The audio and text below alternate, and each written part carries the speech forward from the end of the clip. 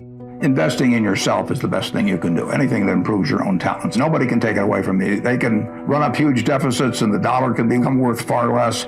You can have all kinds of things happen. But if you've got talent yourself and you've maximized your talent, you've got a terrific asset. And so that doesn't mean everybody should go to college, but it does mean that any way you find to improve, communication skills are enormously important. I mean, I took a Dale Carnegie course that I paid $100 for, and it was worth a college degree. I advise students, as much as possible, look for the job that you would take if you didn't need a job. Don't sleepwalk through life, and don't say it's all going to be great.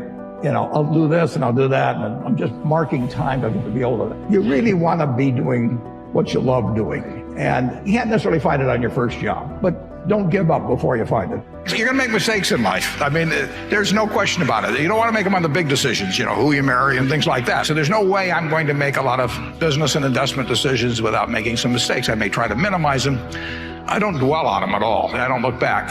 The biggest mistakes are the ones that actually don't show up. They're the mistakes of omission rather than commission. We've never lost that much money on any one investment, but it's the things that I knew enough to do that I didn't do. We have missed profits of as much as, you know, maybe $10 billion in things that I knew enough to do and I didn't do. Now, the fact I didn't buy Microsoft way back is not a foregone opportunity because I didn't know enough to make that decision. But there have been other investments where I didn't know enough to make the decision. And for one reason or another, I either didn't do it at all or I did it on a small scale. I was sucking my thumb when I should have been writing checks, you know, basically. And you know, those don't show up. There's no place where it shows missed opportunities, but I've missed some big ones.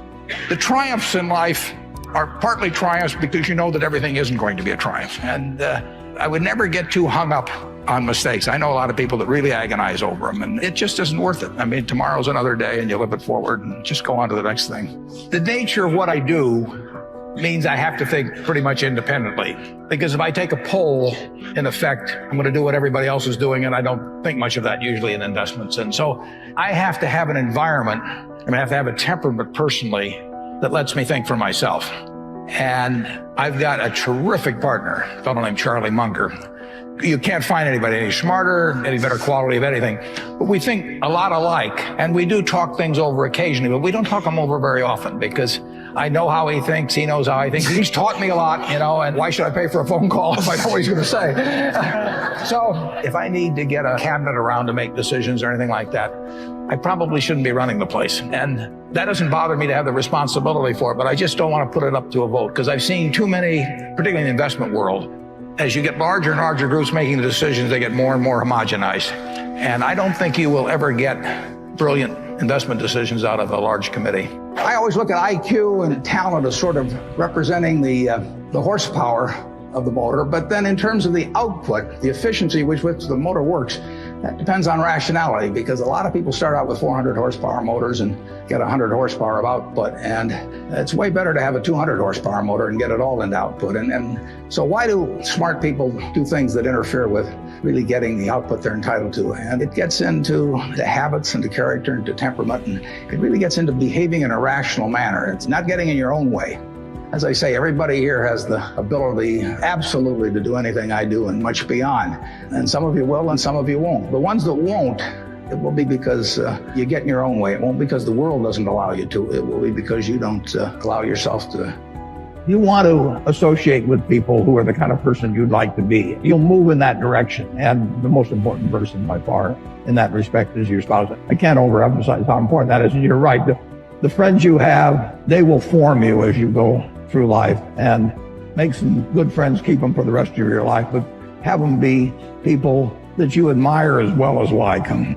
I have an old-fashioned belief that I should expect to make money in things that I understand. And when I say understand, I don't mean understand, you know, what the product does or anything like that.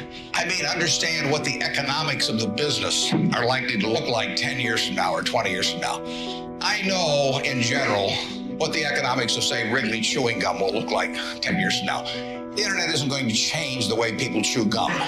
It isn't going to change which gum they chew. You know, if you own the chewing gum market in a big way, and you've got Double Mint and Spearmint and Juicy Fruit, those brands will be there 10 years from now. So I can't pinpoint exactly what the numbers are going to look like on Wrigley, but I'm not going to be way off if I try to look forward on something like that. evaluating that company is within what I call my circle of competence. I understand what they do. I understand the economics of it. I understand the competitive aspects of the business. So figuring out the economic consequences, TV, I think there's, 20, 25 million sets a year sold in the United States. I don't think there's one of them made in the United States anymore. I mean, you'd say TV set manufacturer, what a wonderful business. Everybody, nobody had a TV in 1950. Everybody has multiple sets now. Nobody in the United States has made any real money making the sets. They're all out of business. The Magnavoxes, the RCAs, all of those companies. Radio was the equivalent of the 20, over 500 companies making radios in the 1920s. Again, I don't think there's a U.S. radio manufacturer at the present time. But Coca-Cola, what was it, 1884 at Jacobs Pharmacy or whatever, the fellow comes up with something, a lot of copiers over the years. But now you've got a company that is selling roughly 1.1 billion 8-ounce servings of its product, not all Coke, Sprite, and some others, daily throughout the world 117 years later. So understanding the economic characteristics of a business is different than predicting the fact that an industry is going to do wonderfully.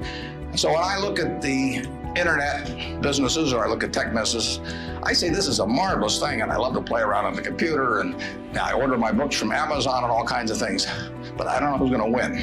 And unless I know who's going to win, I'm not interested in investing. I'll just play around on the computer. And defining your circle of competence is the most important aspect of investing.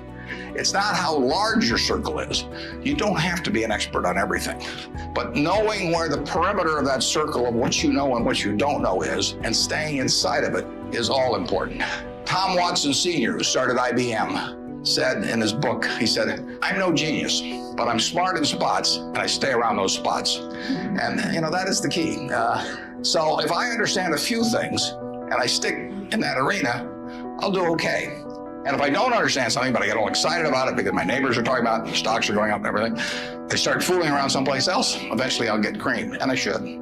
I met Bob Woodward, and he'd just come out with All the President's Men, and all of a sudden, as a little 30 years of age, he was getting quite wealthy, and we had breakfast or lunch over at the Madison Hotel. And he said, what do I do with this money? And I said, investing is just about assigning yourself the right story. I said, imagine Ben Bradley this morning said to you, what is the Washington Post company worth? What would you do if you have to write the story in a month?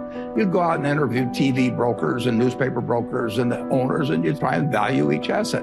I said, that's what I do. I assign myself the right story.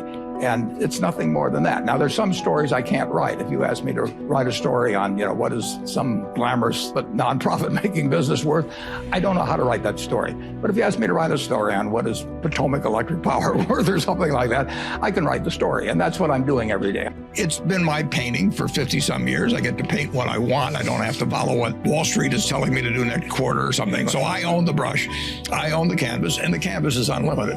Now, that's a pretty nice game, and I get to do it every day with people I like. I don't have to associate with anyone that causes my stomach to churn.